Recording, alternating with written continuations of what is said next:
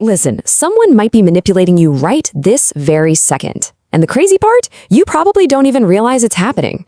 So, in today's explainer, we're going to decode 3 specific psychological methods that manipulators desperately want to keep hidden from you. These are literally the invisible tools they use to gain control over your life. But hey, by the end of our time together today, you're going to have the exact psychological shields you need to protect yourself. Okay, let's dive right into this. Just think about your own life for a quick second. Do you ever find yourself apologizing when, deep down you didn't even do anything wrong? Or maybe someone made you feel incredibly special at first, but now you kind of feel like you're just a puppet on their strings.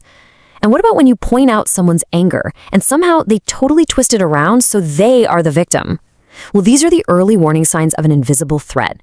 Manipulators use these techniques so expertly that targets almost never realize what's actually happening to them. To help you take your power back, we've structured this explainer around 3 core defenses. We'll kick things off with Shield 1, love bombing. Then we'll move into Shield 2, the Darvo trap, and Shield 3, the Gray Rock method. Oh, and stick around because we've also got a super crucial bonus tip on defeating gaslighting at the end. All right, let's get into Shield 1, love bombing, or the trap of affection. When most people hear the term love bombing, they just think it's some grand romantic gesture or like a really passionate start to a relationship. But actually, scratch that. It is an incredibly dangerous misconception. Love bombing is a highly calculated manipulation technique. It basically involves throwing this overwhelming amount of attention, love, and compliments at you to make you completely dependent on that person. And once you're securely hooked, the manipulator systematically starts to withdraw all that affection just to assert dominance and control. And this brilliantly illustrates how the trap is actually sprung over a typical timeline. So in week 1, you're getting bombarded, constant texts, calls, just extreme attention.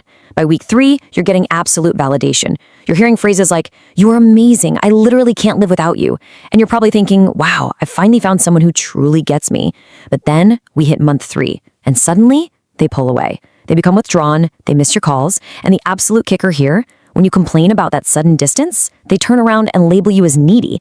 They literally build you up just to tear you down. So, the absolutely crucial thing here is knowing how to spot this in real time. Here are 3 specific red flags you need to watch for. First up, moving way too fast. Declaring you best friends or soulmates after just 1 week. Second is isolation. They're going to want you all to themselves, right? So they pull you away from your friends and your support network, which is really step 1 of establishing control. And third, their love feels totally conditional. Like when you do exactly what they want, everything's perfect. But the second you don't comply, boom, the affection just vanishes. So your very first shield against this is actually a super simple rule. Fast love leaves fast. Genuine relationships really take time to build.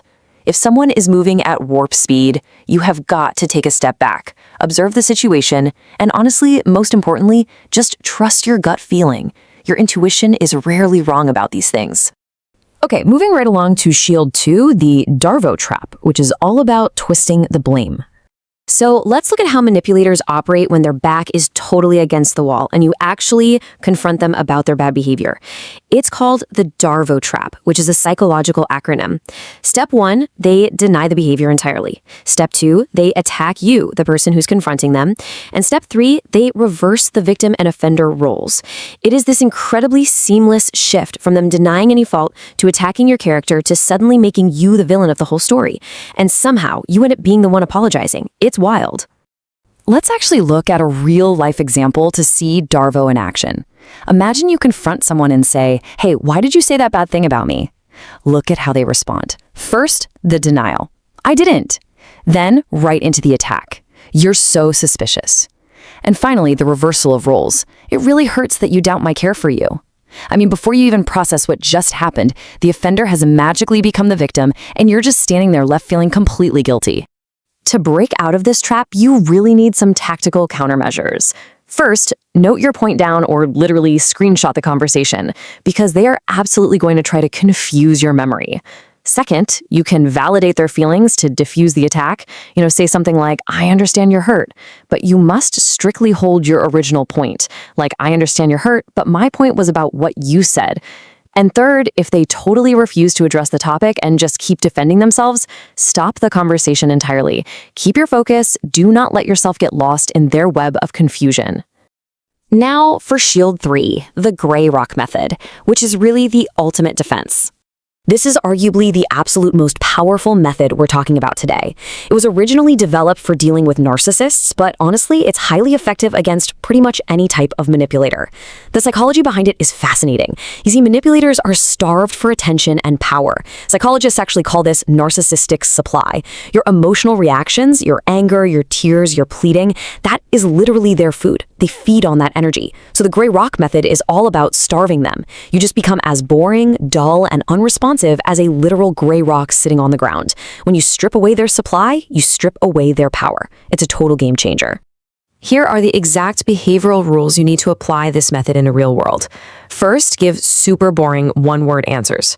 Just say nothing, or okay, or Second, never, ever share personal information. Manipulators will absolutely weaponize anything you tell them. Third, keep your eye contact and body language completely neutral. Seriously, do not let them see you sweat. And fourth, maintain strict consistency. I do have to warn you though, they're going to test your patience to try and extract a reaction out of you. Stay strong, be the rock. And that brings us to our bonus tip, defeating gaslighting and protecting your reality. So what do you do when a manipulator tries to make you doubt your own memory and sanity? That, my friends, is gaslighting. It's this deeply dangerous practice of twisting reality. If you find yourself constantly hearing phrases like, that never happened, or you're just being way too sensitive, you are absolutely being gaslit. The whole thing is designed to cause deep psychological confusion so that you stop trusting yourself and end up relying entirely on the manipulator's version of events.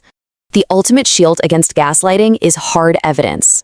First off, keep a daily journal. It doesn't have to be a whole novel, just 2 to 3 lines about what happened and who said what. That way, when someone tries to twist your reality, you've got written, dated proof to anchor you. Second, speak to a trusted outsider.